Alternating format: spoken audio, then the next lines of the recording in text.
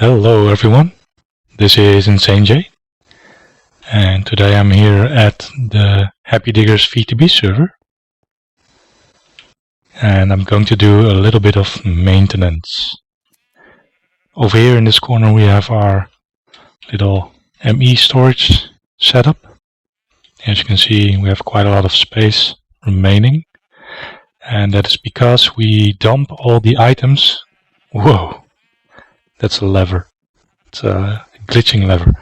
That's because we dump all our items into the void, and we used to have a nice computer program that did it for us, and it would put the items in the ME condenser, and that would get us matter balls which we can use for ammunition in a gun. Yes, that is exactly as awesome as it sounds. We can also set it to singularities, so that's cool. Anyway, we had the program running and it kept crashing our server, and as it turns out there is a bug in the Miscellaneous Peripherals add-on for ComputerCraft. So we turned off the program and now the crashes have stopped, but of course our items would overflow in the ME system. And as you can see, most items are capped at 500,000, but not all of them, like scrap and gold ingots. The scrap we're using to make UU matter, of course, here in these matter fabricator.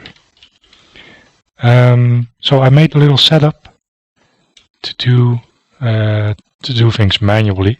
Basically, what it does is, as soon as we have more than 500,000 items in stock, it dumps it into a garbage bin. So that's what I wanted to show you guys today, how to make a setup like that. Let's see, do we have a, what's it called?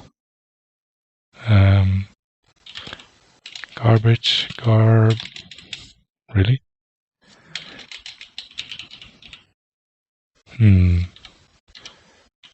Okay, so I've been working on them yesterday, so it should be here. Of course, the glowstone bricks. Trash can, that's the one. Okay, let's get some trash cans. I think I need 5 of them, maybe 6, I don't know. There we go. So what you see here is an array of ME monitors, storage monitors. And I'm going to dig out a little space here. And I should have taken my visor, this is not good.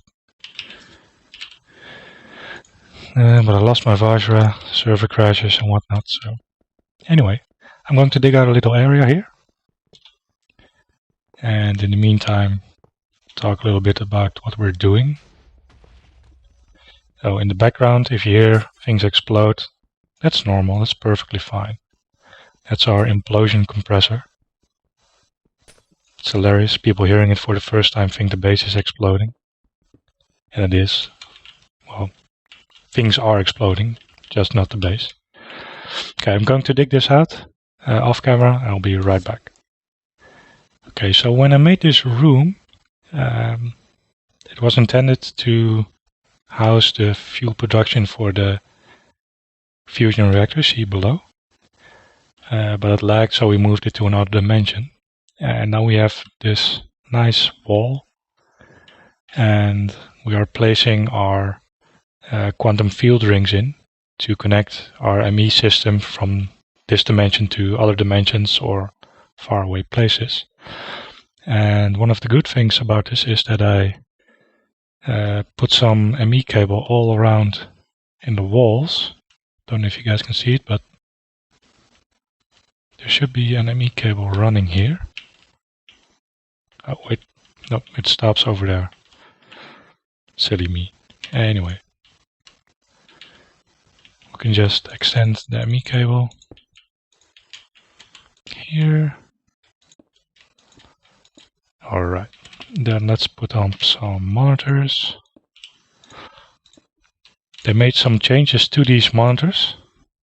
Well, not recently, I think it's been in there for quite a while. But you can lock them. Previously, when you put an item in, and if you touch the monitor or you clicked it, then the item would pop out. And that's, well, that's not good. So they changed it, and now you can lock them. And when you click them, things will just stay the way they are.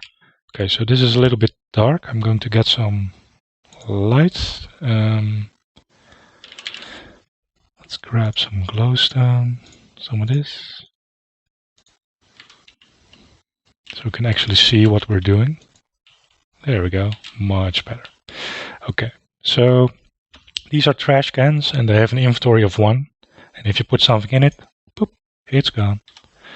So we could probably use void pipes, but I like the idea of having a trash can to throw stuff away. So that's why we're using a trash can.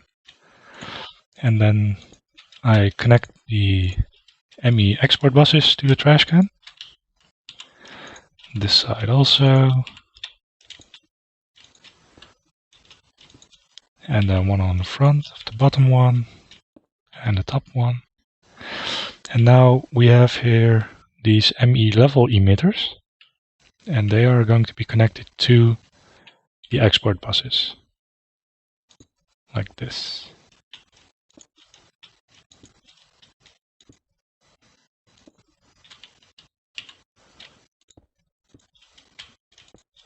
And the idea is that you can set the export buses to only function if they receive a redstone signal. That should be easy enough. Okay, so that's export buses and level emitters. As you can see, they don't actually touch, but the redstone part looks like a little bit like a redstone torch. It's pointing towards the export bus. And then we need to connect this to the main system. So start like this. And then like that. And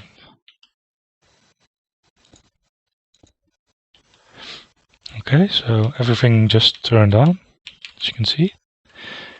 And currently we have, well, 506,000 gold ingots. That's way too much. We don't need that much gold.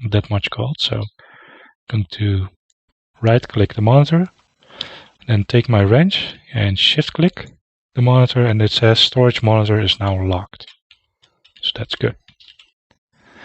Then the next thing I'm going to do is configure this level emitter.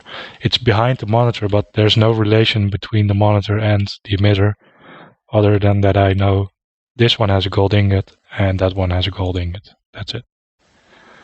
So I'm going to put it here. And then I'm going to set it to 500,064.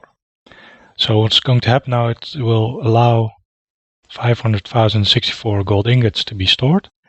And when we have more than this, it will emit a redstone signal. So currently it's still on because we have more than that. Then the precision export bus is going to set it to move stacks of items and make it active with a signal and put in the gold ingot. And what should be happening now is that it's starting to export the gold ingots. Yep, there it goes. So basically we're throwing away gold. If anyone needs gold, we have more than we need. We're just throwing it away. There it goes, and it should stick at around 500,000. So that's exactly what we want, because we don't want to overflow our ME system. So yeah, that's a simple way to keep your ME system from overflowing with materials that you don't really need. And yep, that's that. Okay, so there's another thing I wanted to try, and that is to make industrial diamonds from the waste we're getting from the production of our tree farm.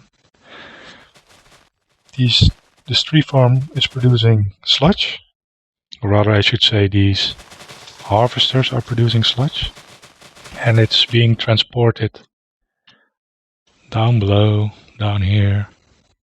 Here you see a tank full of sludge and some sludge boilers. Now these sludge boilers can process more than what we're getting sludge wise. So what I'm going to do now is connect our second farm to this one.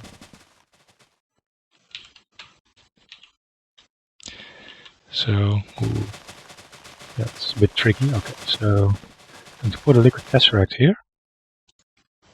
Sorry if it's too noisy, but I'm going to make a new channel, call it sludge. Okay, and this one may only receive. And let's go to the second farm over here. Here we also have harvesters, and they're still going strong with the seeds and the, well, all the stuff they're producing really. So I'm going to connect all the harvesters to this liquid tesseract. Sorry, there's a liquid duct and then the liquid duct to a liquid tesseract.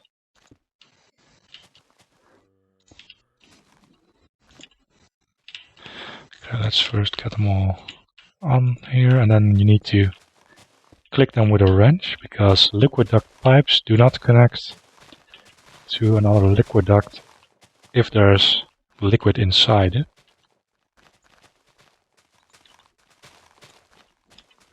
And as you can see, the liquid duct immediately fills up with sludge.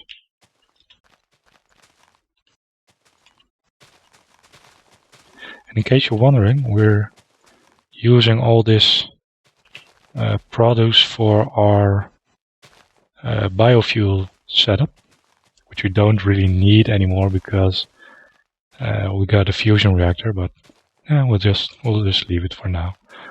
Okay, so this one send only, and then to the blue. Where's my blue sludge? That's not right. I probably forgot to save it. Sludge, save frequency. Okay, blue sludge, send only. And then back to the tree farm.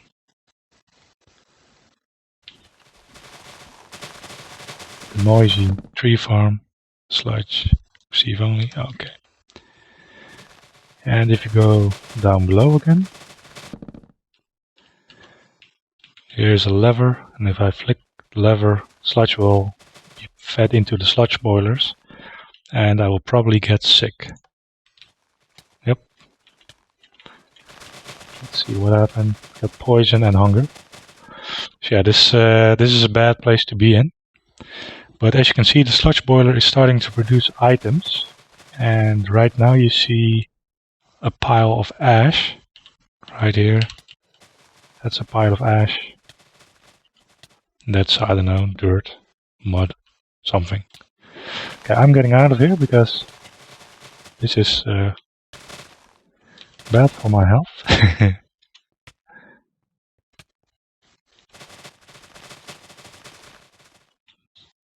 Oh yeah, we changed the magical crops version. We updated to the last version. Now they really look like little pieces of redstone in a plant.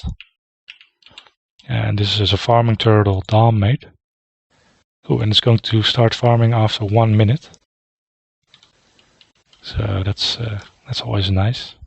It does it automatically. Maybe we should increase the time because it looks like the redstone plants take a little bit longer to grow. And on the ceiling you see these fancy chandeliers providing light. And down here we have the same setup. And it looks like this field was recently harvested. X phase 0, Z phase 1. I think this one crashed. Damn, your turtle crashed. Anyway, there it goes.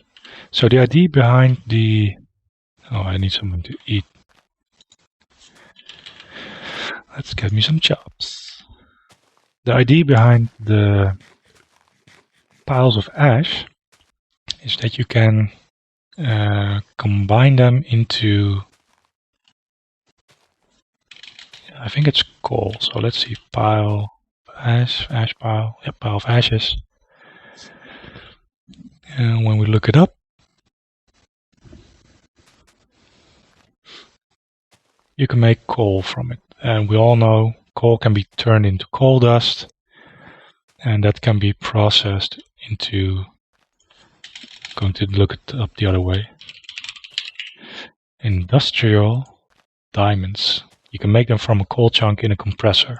Coal chunk is made from compressed coal ball, made from coal ball, made from coal dust. So basically what we've done here is create a setup in which we have an infinite amount of trees and thus an infinite amount of sludge, creating an infinite amount of piles of ash, which will create an infinite pile of industrial diamonds. Okay, so this episode is probably getting a bit long by now, so I'm going to stop recording here, and then in the next episode I will make a setup that will use the piles of ash to make the diamonds. And this over here, this is one of the things I love the most about this base. Fission charge pads, and they've been upgraded with overclockers and field extension module. It's really expensive stuff, but it allows you to charge all your machines and your armor just by standing on it. It's really convenient. What do we have more here? It's a biofuel setup, interdimensional storage unit. Oh yeah, we have a teleporter. Teleports us to the other side of the map. It's 20,000 blocks away. But I'll leave that for another episode. Okay, thank you guys for watching. I hope you enjoyed the episode, and if you do, you know what the deal is. Rate, comment, and subscribe. And I will see you guys next time. Bye bye.